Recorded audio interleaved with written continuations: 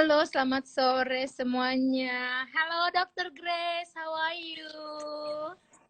Hai, Terence. Hai, Dr. Maur. Halo, selamat sore Bu, selamat sore Ibu Dumasi. Sorry ya, telat. Baru kelar nih. Udah kayak, dari 7.30 sampai sekarang belum berhenti. Baru aja nyomot dikit makanan, jadi telat sedikit. Iya, luar biasa ya Bu ya. Kedengaran jelas suaranya, mudah-mudahan sinyalnya bagus nih. Halo, Eva, sore. Itu siapa yang di atas? Halo, Julia. Heru. Terus siapa lagi nih? Halo semuanya. Rizky, Audrey. Dr. Chris, thank you loh sudah join. Teman Nata Sinulingga, and then Tina, and siapa nih satu lagi? Tiwi. Lei juga. Ayo, mari kita berkumpul. Sudah mau kita start aja ya. Kita start aja ya. Soalnya saya ada meeting lagi nanti. Oh ya, baik Bu. Ya, sambil nanti nunggu teman-teman nggak apa-apa bergabung ya. Jadi ini Dok, kita mau tanya-tanya ya. Kalau kemarin tanya-tanya mengenai bagaimana? Kalau kemarin konsultasi dokter tanya ya, ketuker ya, kebalik ya. Nah, sekarang tanya nih, soalnya ini kita kan juga di COVID monitoring dan di kantor ya, dan sekaligus juga banyak teman-teman juga yang suka tanya-tanya gitu kan. Jadi ini berhubungan dengan vaksin. Oh ya, oke. Iya, jadi ceritanya nih ada beberapa teman yang sudah vaksin pertama, and then ada kontak erat dengan yang baru terkonfirmasi positif. Nah, berarti kan mereka kalau kategorinya kontak erat, berarti kan mungkin harusnya harusnya kan dilakukan PCR gitu kan. Nah, ini nggak pada berani, pada nggak berani PCR karena dia pikir takut nanti kalau PCR saya nanti takutnya jadi pasti positif karena baru dimasukkan vaksin gitu. Nah, ini kan pemikiran yang bagaimana nih, benar atau salah gitu. Nah, mungkin Dokter Maureen bisa sharing ke kita nggak? Baik, selamat sore Bu. Makasih loh di tengah-tengah kesibukannya masih sempat hadir, sempat IG live. Kita terus semangat kasih edukasi ya Bu, untuk teman-teman, untuk karyawan, untuk keluarga. Semoga apa yang kita omongin ini teman-teman bisa nangkap, bisa ngerti ya Bu. Yes, ya. Jadi yang ditakutkan kan kalau kita divaksin, setelah itu kita bisa positif karena vaksin, positif terkonfirmasi karena vaksin. Itu yang ditakutkan, yang sering dipertanyakan oleh masyarakat, teman-teman, atau yang kita kenal lah. Sebenarnya hal ini adalah dua hal yang berbeda. Jadi nggak mungkin kita akan positif, terkonfirmasi positif lewat pemeriksaan PCR, oleh karena vaksin COVID yang disuntikan ke dalam tubuh kita. Karena yang dimasukkan itu adalah, yang kita pakai sekarang adalah CoronaVac ya Bu, Sinovac. Itu jenis vaksinnya adalah vaksin konvensional, artinya virus yang komponen virus yang sudah dilemahkan, di-inactivated. Jadi bukan virus hidup. Komponennya dimasukkan ke dalam tubuh kita lewat otot. Jadi lewat otot deltoid di sini. Otot atas bahu ya Bu. Jadi tadi virusnya bukan dilemahkan ya, tapi dimatikan gitu. Ya. Dan hanya komponennya. Virus ini tidak memiliki kekuatan untuk menginfeksi. Dia hanya akan berjalan lewat darah, kemudian akan sampai ke dalam dapur pembuat sistem kekebalan tubuh kita yang tempatnya di kelenjar getah bening. Jadi di kelenjar getah bening ini komponen virus itu diperkenalkan, jadi ada sel-sel imun yang fungsinya satu untuk mengingat. Jadi dia punya memori sel untuk ingat, ini adalah bagian dari virus COVID. Jadi next, kalau ada infeksi karena virus COVID, sistem kekebalan tubuh kita sudah ingat. Jadi dia spesifik hanya untuk virus COVID. Dia Oke. virus ya, karena vaksin itu dia selalu spesifik diingat oleh sistem imunitas kita. Yang Ya. kedua yang dibentuk adalah senjata. Oke. Senjata. Senjata untuk melawan dalam sistem kekebalan tubuh kita. Mhm. Apabila ada infeksi yang masuk setelah kita divaksin, Ya. sistem kekebalan tubuh kita akan menghancurkan virus yang sama yang sudah dikenal, Ya. supaya virus itu akan banyak yang mati. Sehingga orang yang sudah divaksin, walaupun dia terinfeksi ulang, kemungkinan karena dia sudah punya senjata dan sudah punya sel memori yang mengingat, maka Mhm. banyak virus yang baru yang akan dimatikan. Sehingga walaupun dia sakit, gejalanya ringan. Oke. Kemudian virus load-nya atau jumlah virus hidup yang ada di dalam darahnya juga rendah karena banyak yang dimatikan. Oke. Sehingga tingkat penularan dari orang ini pun jadi rendah. Rendah. Ya, Oh, oke. Jadi dia eh, ya apa fungsinya itu benar-benar berlapis-lapis ya. Iya iya. kan? Sebagai Pertama senjata pertahanan tubuh kita, betul. tahanan tubuh kalau sampai kena, karena masih bisa kena ya. Meskipun Ya, sudah bisa kena, kalau sampai kena dia akan lebih efeknya kepada tubuh tidak separah bila tidak belum vaksin. gitu Ya, ya. ya. Tapi kalau orang yang sudah divaksin, Ya, betul dia masih bisa ya. terinfeksi dan hasil pemeriksaan PCR-nya masih bisa positif. Tapi Oke. bukan disebabkan karena virus yang tadi Mas, diinaktivasi, ya, yang dimatikan, karena ini kan masuk lewat otot. yes. Sementara yang kita tes di PCR adalah kelenjar ludah, kelenjar lendir yang ada di tenggorokan dan hidung. Itu Ya. virus hidup yang baru. Yang dites di PCR adalah RNA atau bagian inti dari virus hidup. Jadi Oke. dua hal yang berbeda. Yang tadi disuntik adalah virus yang dilemahkan atau dimatikan. Oke. Sementara yang kita tes dari hidung dan mulut adalah RNA dari virus hidup.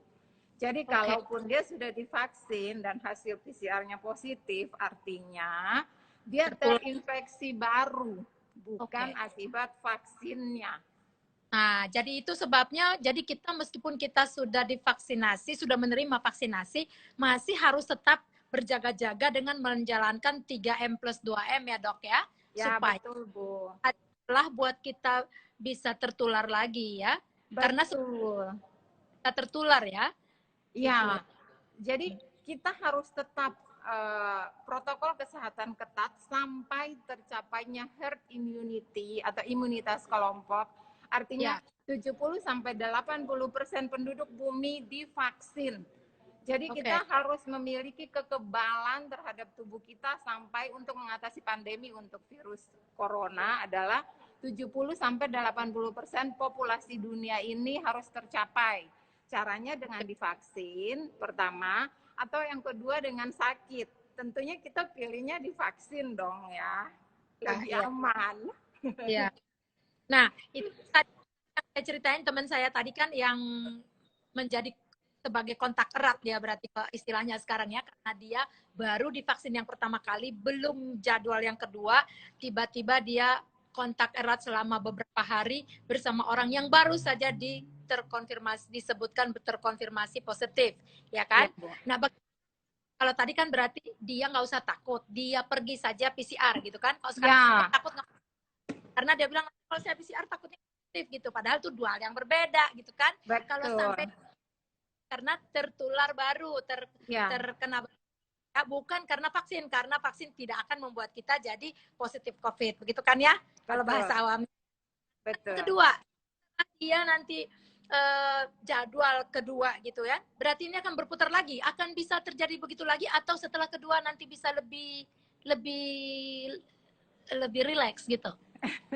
Untuk saat ini, untuk saat ini karena vaksin belum tercapai untuk 80% populasi, Iya, kita yang sudah divaksin pertama ataupun kedua harus masih tetap memakai protokol kesehatan ketat, harus tetap menjaga jarak, memakai masker, mencuci tangan. oke. Walaupun kita sudah memiliki imunitas. Jadi imunitas terbentuk 28 hari Iya, setelah vaksin yang kedua. Tapi Oke. kan Berarti setelah vaksin kedua nanti, berarti kan baru terbentuk 28 hari.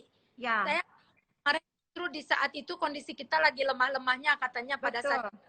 suntik yang kedua itu. Nah, kira-kira apa suggestion-nya kepada kita-kita nih, kalau misalnya nanti ada yang mau vaksin kedua pada harinya gitu, itu sebaiknya gimana? Terutama nih kan orang tua kita juga ada ya yang lansia, bahkan Ya, suami juga akan vaksin kedua gitu kan. Nah, berarti kan kita harus lebih alert ya.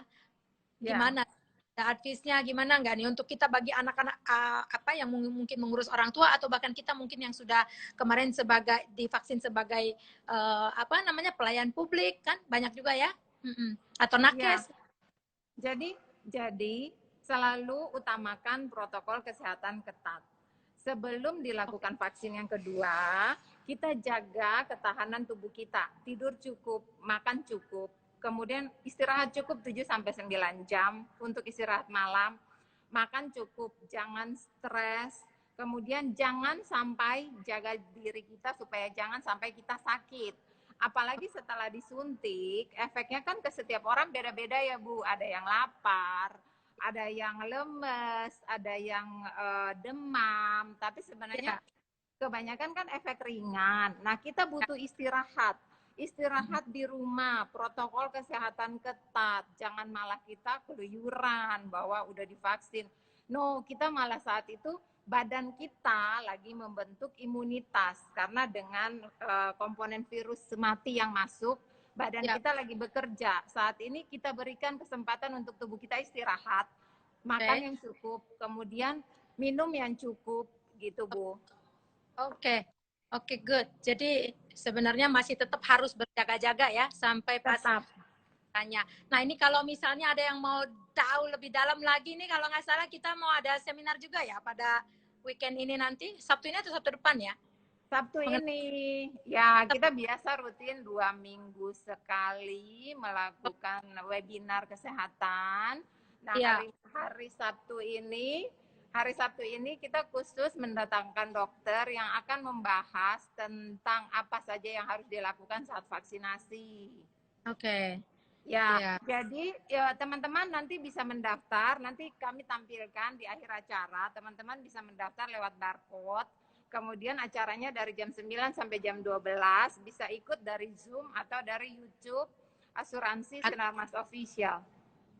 Ya, ya. Semuanya ya live Bu. Nah, Terakhir ya. kita terakhir kita live kan kita bicara tentang sharing Ibu tentang Mbak Sana. Sekarang gimana? Apa kabarnya? Puji Tuhan. Kati masih kata dokter Koni kan dari apa klinik Sima Sehat masih harus stay dulu ya beberapa hari lagi ya sampai ini ya.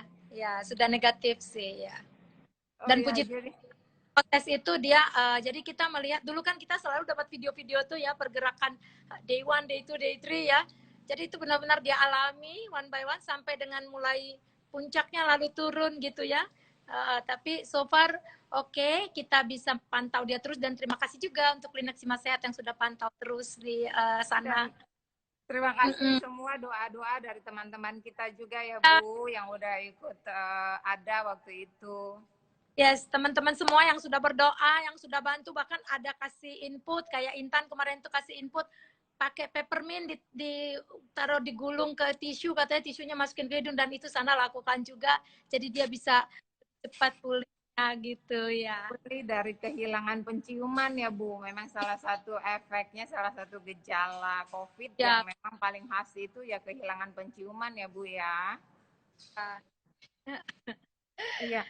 Ibu-ibu, tapi begini, setelah 28 hari suntik yang kedua, mungkin saja ada tes kalau kita nggak sengaja untuk rapid antibody nah itu, setelah kita divaksin. ya. Mungkin saja ada rapid antibody kita yang menunjukkan reaktif. Nah itu bagaimana cerita? Itu tadi pertanyaan yang memang saya mau tanya juga. Bagaimana dengan Iya, misalnya itu tuh suatu acara atau suatu seminar suatu apa kan sekarang juga kayak kita mau kirim karyawan kita untuk training kan diminta harus bawa surat either rapid test, antigen, antibody atau PCR gitu kan. kadang-kadang beda-beda kan, tergantung company yang mengundang mereka untuk training gitu. Nah, itu kira-kira bisa dijelaskan bagaimana nih? Iya, jadi setelah kita vaksin, 28 hari setelah vaksin kedua akan terbentuk antibodi. Yang tadi Oke. saya bilang, antibodi yang terbentuk adalah untuk mengingat. Jadi sel memori kita. Ya, Kemudian yang kedua adalah antibodi yang terbentuk adalah untuk senjata. Jadi ya, sel memori kita itu ditandai dengan IgG. Jadi ya, dia adalah antibodi yang terbentuk yang mengingat. Nah, ya, jadi saat kita rapid antibody, di situ kan ada dua komponen antibody yang kita ya, tes, yaitu IgM dan dan IgG. ya, Nah, IgM ini kalau saat kita sudah divaksin, kemudian ya. IgM-nya reaktif, artinya menunjukkan bahwa sistem kekebalan dalam tubuh kita saat itu sedang bekerja untuk membentuk antibodi terhadap virus COVID yang tadi dimasukkan, yang dilemahkan dan dimatikan, yang dimasukkan lewat vaksin. Satu. Ya, Kemudian IgG adalah sel memori, fungsinya ya. untuk mengingat. Jadi Oke. memang saat kita setelah vaksin, bisa saja kita rapid antibody, Ya, duanya reaktif atau salah satunya menjadi reaktif. Jadi oke. untuk screeningnya kita secara lisan memberitahukan, dokternya pasti akan sudah ngeh, dokter akan nanya bahwa kapan ibu vaksin? Oh oke, berarti ini reaktifnya karena vaksin. Ya, Ya, jadi itu memang terjadi, tergantung dari uh, setiap sistem antibodi, setiap sistem kekebalan tubuh kita itu berbeda-beda. Jadi umpamanya itu tergantung dari usia, ya. kemudian tergantung dari kadar vitamin C dalam tubuh. Jadi yang lebih cepat terbentuk adalah mereka-mereka yang usianya lebih muda. Hmm. Antibodi mereka lebih cepat terbentuk daripada kita yang usianya lebih dewasa dan mama papa kita yang sudah lansia. Oh, gitu ya. Juga Iya. yang muda apakah cenderung lebih tinggi dapatnya? Enggak juga. Enggak juga sih, ada banyak. Jadi sebenarnya kalau dalam imunisasi eh, imunisasi massal seperti sekarang ini, memang Iya. disarankan kita nggak usah cek-cek antibodi kita lah, ada berapa, pasti terbentuk kok gitu. Hanya kan sekarang kan lagi happening nih Bu, jadi kita kepo, pengen tahu kebentuk nggak ya. Tapi sebenarnya dalam imunisasi massal kita kan lagi ngejar untuk terbentuk antibody herd Iya, immunity secara massal. Jadi iya. sebanyak-banyaknya orang yang divaksin. Jadi sebenarnya ya terserah sih, tapi ada fasilitas-fasilitas lab laboratorium klinik yang menyediakan fasilitas untuk mengukur antibodi kuantitatif kita setelah vaksin. Oh, Hanya gitu ya. sih kalau biasanya kita lakukan untuk studi. Hanya kan sekarang kan memang dijual dan masyarakat umum boleh. Oke. Oke. Nah, mungkin ada nggak dari tim yang mau bertanya nih? Karena kita cuma setengah jam, karena saya udah mau meeting lagi. Mungkin ada yang mau bertanya, silakan loh. Atau kita mau invite siapa nih ke sini? Tadi katanya kamu mau mau kasih tahu apa tadi? Iya Bu, kita kasih Informasi apa? Mungkin bisa di-share sekarang? minta Ibu bantu share karena Ibu yang Oh, host. oke. Oh, Okay. Apakah mungkin bisa di-send ke saya? Supaya saya share. sudah dari Wilin Bu. Ke mana ya? Ke yang mana ya? How do I do this? Nah, ini kan lagi on. Uh, Dari Pak Dodi, Bu, saya baca chat ya Bu, ada ya, dari Pak Dodi. Mantap Ibu, terima kasih informasinya luar biasa. terima kasih juga Pak. Pak Salam Dodi Bu. sehat, Pak Dodi. Salam sehat selalu. Dr. Grace juga nih ada di sini masih. Dr. Grace dari gerakan pakai masker juga salah satu apa namanya? Salah seorang juga yang di gugus tugas ya untuk perubahan perilaku ya, ikutan ya. Sore ya semuanya, thank you sudah join. Tadi hal-hal yang kita sharing tadi sebenarnya adalah based on pertanyaan. Karena ada beberapa orang yang setelah vaksin pertama bertemu dengan orang yang sudah terkonfirmasi positif dan menjadi takut untuk melakukan PCR test. Padahal kan harusnya kita harus memang untuk memastikan kudu di PCR ya, kalau apalagi kalau sudah kontak erat. Kontak erat, dan apalagi kalau rapid testnya positif pula, reaktif pula gitu kan. Jadi memang sudah sepatutnya harus gitu. Tapi banyak orang mungkin jadi takut karena saya baru vaksin nih gitu. Nah jadi ini kita tadi diskusi sama Dr. Maureen. Oh ini ada pertanyaan dari Pak Henry Suryadinata. Apakah ada kemungkinan sudah 2 kali vaksin tapi masih bisa kena, misalnya pada lansia? Bisa banget, masih bisa Pak. Tolong Maureen bisa dijawab. Pak Henry Suryadinata, apakah ada kemungkinan sudah 2 kali vaksin tapi masih bisa kena? Misalnya ya, Pak Henry sebenarnya tadi sudah kita bahas, tapi kita bicara lagi, kita cerita lagi ya Pak. Jadi selama masih ada pandemi, selama belum tercapai herd immunity, 80% populasi dunia divaksin, sudah 2 kali vaksin masih bisa kena COVID, iya benar. Itu tidak cuma pada lansia, tapi bisa pada siapa saja. Karena kita masih melakukan kontak, makanya selalu dibilang bahwa walaupun sudah vaksin, kita harus selalu protokol kesehatan ketat dilanjutkan. Tetap pakai masker, tetap jaga jarak, tetap mencuci tangan dengan rajin, karena masih sangat mungkin kita terinfeksi lagi. Hanya karena di dalam tubuh kita sudah ada sel memori yang mengingat bentuk dari virus COVID ini, dan sudah ada senjata yang dibuat untuk membunuh virus COVID baru yang masuk. Maka kalau sudah divaksin, efeknya itu kita sakitnya mungkin gejalanya tidak seberat kalau kita nggak divaksin. Kita gejalanya hanya ringan, hanya sedang, tidak sampai sakit berat. Kemudian virus yang ada dalam tubuh kita juga tidak terlalu banyak, sehingga penularan yang terjadi juga makin kecil. Apakah menjawab ya Pak Henry? Ya Bu? Ya, itu jelas banget tadi ya. Mudah-mudahan sudah menjawab Pak Henry, dan mungkin masih banyak orang lain juga yang sebenarnya masih terus bertanya-tanya nih, apakah kalau sudah 2 kali menganggap sudah safe? Sebenarnya belum, makanya kita masih harus tetap lakukan protokol ya kan ya, 3M plus 2M. Ini ada Ibu atau Pak Tuala Deni. Halo Dr. Maureen cantik dan Ibu Dumasi yang bijaksana, salam sehat selalu buat kita semua. Salam sehat juga Pak, Bapak atau Ibu. Dan ada Eda May ke Norma nih. Thanks ya Eda, sudah banyak masukan tentang vaksin. Sama-sama Eda, mudah-mudahan bisa sharing juga kepada teman-teman gitu ya, supaya nggak takut terhadap vaksin. Saya surprise banget kemarin melihat komentar-komentar dari para lansia yang divaksin di klinik kita, yaitu klinik Simas Sehat di Jalan Parudi nomor 4. Itu para senior yang sudah tua-tua, mereka menghimbau teman-temannya untuk mau divaksin gitu ya, karena mereka merasa ini akan membantu kita juga untuk tetap cepat mencapai herd immunity ini, sehingga kita semua bisa lebih mudah berkegiatan di masa yang akan datang ya. Terus ini ada ponakan ya, Manurung Songket. Ini ahli songket-songketnya terkenal tahu. Ini sudah turunannya sudah dibawa sama Pak Luhut juga sampai ke mana nih? Ke luar negeri ya, ke keren. IMF kalau salah, ini bersama Ito Torang Sitorus tuh. Masukan yang luar biasa, jadi kita nggak seujuan tentang vaksin. Betul sekali.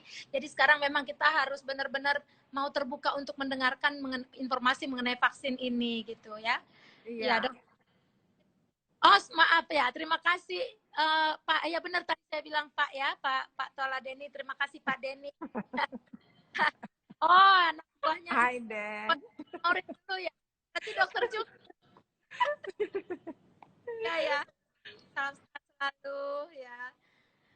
Ada lagi nggak mungkin yang Maureen mau sampaikan tadi, file itu bagaimana? Untuk seminar hari Sabtu, untuk linknya dan barcode bisa nanti dicek di story Instagram kita ya, di Asuransi Sinar Mas Official, konsultasi dokter sehatku dan klinik Simas Sehat. Kita akan share di situ untuk pendaftaran. Untuk hari Sabtu tanggal 10 jam 9 sampai jam 11, kita ada webinar bebas, ajak keluarga, ajak teman, ajak tetangga. Kita bebas Ya, masuk lewat Zoom, bisa ya, lewat live di YouTube kami di Asuransi Sinarmas Official. Nanti kita akan tampilkan barcode-nya di ya, Instastory kami.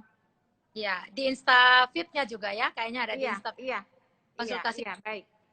ASM Official. Dan bagi semua teman-teman dan juga siapa saja yang mendengarkan uh, Instagram live chat kita sore hari ini, kita juga di YouTube-nya Asuransi Sinar banyak sekali uh, video berisi Edukasi.